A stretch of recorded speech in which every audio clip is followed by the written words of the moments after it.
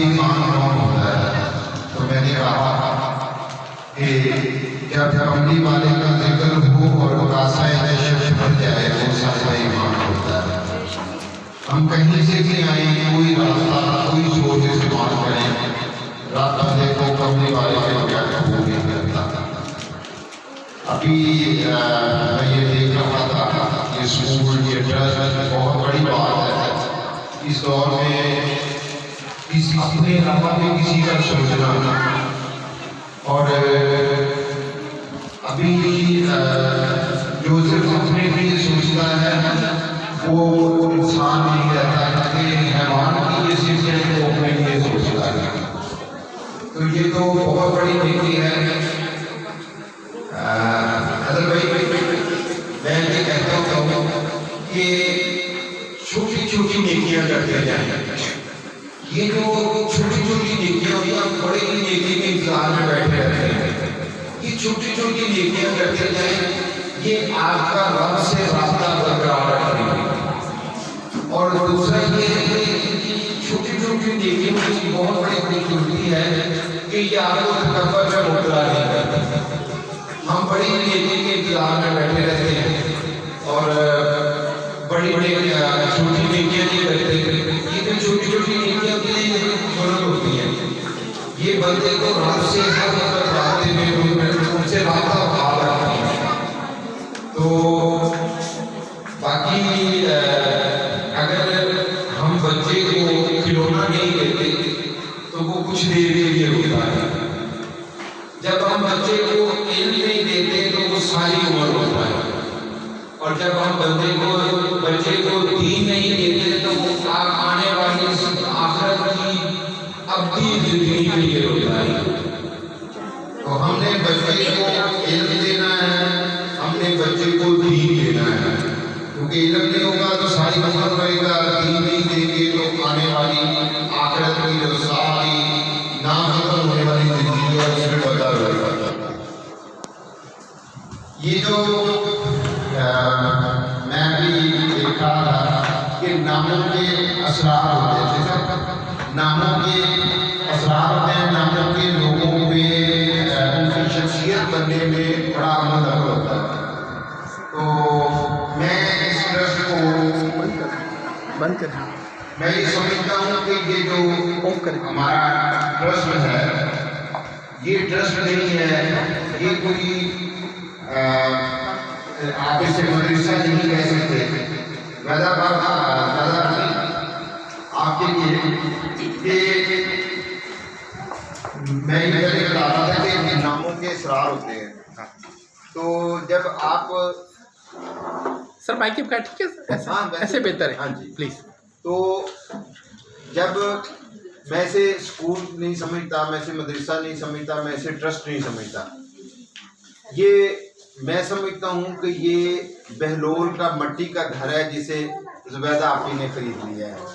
और ये इतना सस्ता सौदा है कि कई हारून जो है ना वो बाद में पछताते रहते हैं कि इतना सस्ता सौदा किसने किया। तो चूँकि वो हारून रशीद के जो जुबैदा थी उन्होंने भी बहलोल का घर खरीदा था, तो हमारी जो आपी हैं इन्होंने भी बहलोल का ये मट्टी का घर है।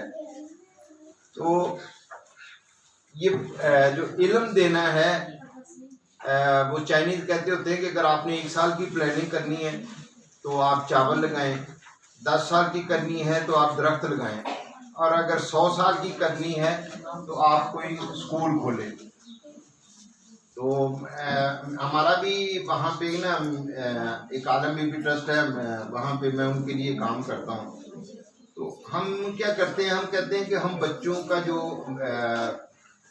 बचपन है वो प्रिजर्व कर रहे हैं, इनके चेहरे पे जो मुस्कुराहट है ये हम वो कर रहे हैं। दूसरा ये है कि हम ये चाहते हैं कि इनकी तरबियत हो। हमने 50 नंबर तरबियत के रखे हैं, 50 जो तालीम के रखे हैं, क्योंकि ये अब्दुल रज़ाक ट्रस्ट है जी। तो हम ये चाहते हैं कि जो बच्चा यहाँ से पढ़ के जाए उसको ये ना बताना पड़े कि वो वहाँ से पढ़ के आया, लोग बताएं कि ये अब्दुल रज़ाक ट्रस्ट से पढ़ के आया है। क्लैपिंग भी क्लैपिंग। उनका किरदार इस तरह हो कि वो लोग बताएं कि जैसे गवर्नमेंट कॉलेज लाहौर का एक मिजाज होता था, एक तरबियत का उनका ये होता था। तो हम वाल्वो एक बस होती थी तो हम उसमें बैठते थे। तो मेरे साथ एक बच्चा बैठा हुआ स्टूडेंट था, उसे कंडक्टर ने किराया लिया। वो थोड़ी देर के बाद दोबारा आया तो कंडक्टर ने उसे कहा जी आपका किराया, तो उसने दोबारा दे दिया। तो मैंने उस बच्चे से पूछा कि आपने अभी तो पे किया है। उसने कहा मैं गवर्नमेंट कॉलेज में पढ़ता हूँ, अगर मैं इससे बहस करूँगा तो कल को इस इदारे की क्या पोजीशन होगी, कि हमारी तो तरबियत ही यही है। तो मैं ये चाहता हूँ कि जो अब्दुर्रज़ाक स्कूल ट्रस्ट से पढ़ के जाए उसको लोग बताएं कि ये बंदा धोखा नहीं दे सकता, ये बंदा किसी के साथ फ्रॉड नहीं कर सकता, ये बंदा लोगों के लिए आसानियाँ तकसीम करेगा, क्योंकि ये अब्दुर्रज़ाक स्कूल से पढ़ के आया हुआ। सुभान अल्लाह, क्लैपिंग क्लैपिंग। बाकी जो कुछ नेकियां हम समझते हैं कि ये बहुत छोटी होती हैं, ये बहुत बड़ी होती हैं। नेकी तो छोटी होती कोई नहीं। अभी एक अबू नसर नामी एक शख्स था, तो वो बड़ा उसके फाके आ गए घर में, बड़ा परेशान हुआ। तो उसने कहा कि बाहर निकला कि बच्चों के लिए कई दिन से फाका है और बच्चे भूखे हैं, बीवी भूखी है। तो वो गया अपने एक आलम मिले अहमद बिन मस्कीन। तो उन्होंने कहा कि जी इस तरह मेरे घर से कई दिनों से फाका चल रहा है। उन्होंने कहा उस मंदिर पे चलते हैं। उन्होंने कहा कि यहाँ पे ना जाल फेंको, कुंडी लगाओ और तुम्हें मछली आएगी और मछली लेके तुम बाज़ार में जाना और वहाँ से कुछ चीज़ें खरीदना और बच्चों के लिए ले जाना। उसने वहाँ पे जब कुंडी फेंकी मछली पकड़ने के लिए, उसमें एक बड़ी मछली आ गई। उसने अहमद बिन मस्कीन से कहा कि ये आपके लिए। उन्होंने कहा नहीं, ये आपके लिए है क्योंकि ये आपने अपने नाम का इसमें जाल फेंका था।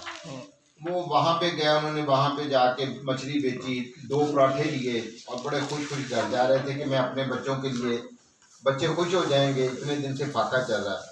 तो रास्ते में देखा तो एक खातून बैठी हुई है और उसके साथ बच्चा है और वो भी भूख से बैठे हुए हैं। तो उसने सोचा कि अगर ये भी तो भूख से है, मेरे और बच्चों और इनमें, इस बच्चे में तो कोई फर्क नहीं है। उसने वो पराठे उनको दे दिए। वो उन्होंने पराठे, वो माँ के चेहरे पे भी बड़ी खुशी आई और बच्चे के चेहरे पे भी बड़ी खुशी आई। अब वो सोच रहे हैं कि किस तरह मैं घर जाऊं और किस तरह सामना करूंगा, कई दिन से फाका है। तो रास्ते में एक मनादी कराने वाला पूछ रहा था कि किसी ने अबू नसर को देखा है। तो उसने कहा, लोगों ने कहा जी ये है।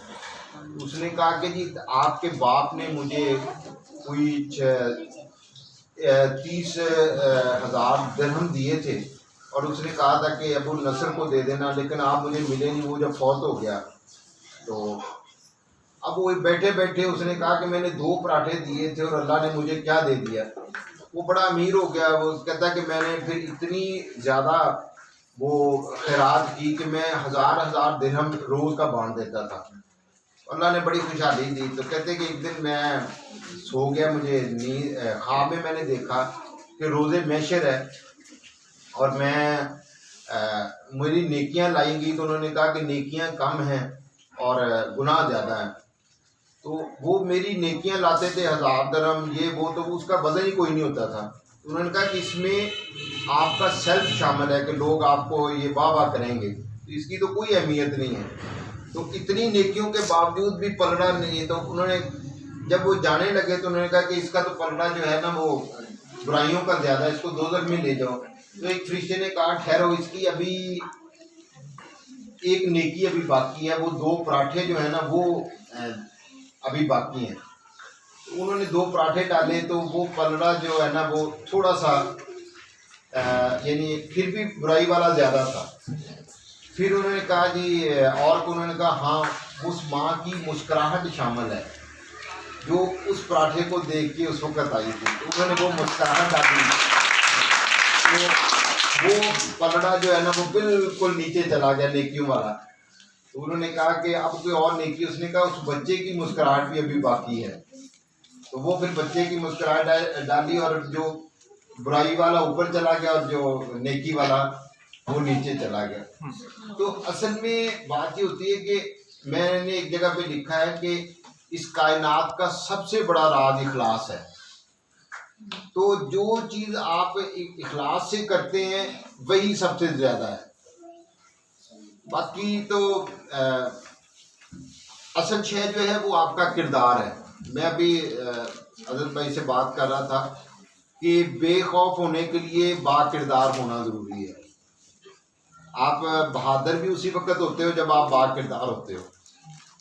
तो हमने क्या करना है, हमने एक तो अल्लाह से राब्ता रखना है। ये गरीबी अमीरी ये दिनों का सर्कल, अल्लाह कहता है हम दिनों को फेरते रहते हैं, लेकिन हर वक्त हर मुश्किल में देखें ये जो ज़िंदगी की ट्रेन है ना, ये दो, इसके सिर्फ दो स्टेशन हैं, एक सब्र है और एक शुक्र है। हमने सिर्फ इन्हीं दो स्टेशनों पे रुकना है। जहाँ पे अल्लाह दे दे तो शुक्र अदा करें। और शुक्र क्या है? शुक्र ये है कि अल्लाह की दी हुई नेमत को उसकी मखलूक में तकसीम करना, ये शुक्र है। और सब्र क्या है कि सब्र भी शुक्र का दूसरा नाम है कि अल्लाह ने अगर कुछ देर के लिए आपको आपका हाथ तंग किया है तो उसमें भी बड़ी मसलतें होती हैं। आपको लोगों को पहचानना आ जाता है कि कौन आपके साथ है और कौन आपके बुरे वक्त में आपके साथ कौन है। जी भाई तो ना खैर है। अच्छा टाइम ओवर हो गया, नेक्स्ट सेशन शुरू करना है हमने। हाँ जी, हाँ जी, ठीक है। तो बहरहाल बहुत बहुत शुक्रिया जी, अल्लाह आपको जज़ा दे। और इसी तरह आप जो काम कर रही हैं, मैंने कहा ना कि ये छोटी छोटी नेकियां करते जाएं। ये बड़ी खूबसूरत बात है कि आप लोग बड़ी नेकी के इंतज़ार में बैठे रहते हैं। छोटी छोटी नेकियां करते रहें, ये अल्लाह से आपका राब्ता बरकरार रखेंगी, बहाल रखेंगी और आपको तकब्बर में मुब्तला नहीं होने देंगी। तो बहुत बहुत शुक्रिया जी।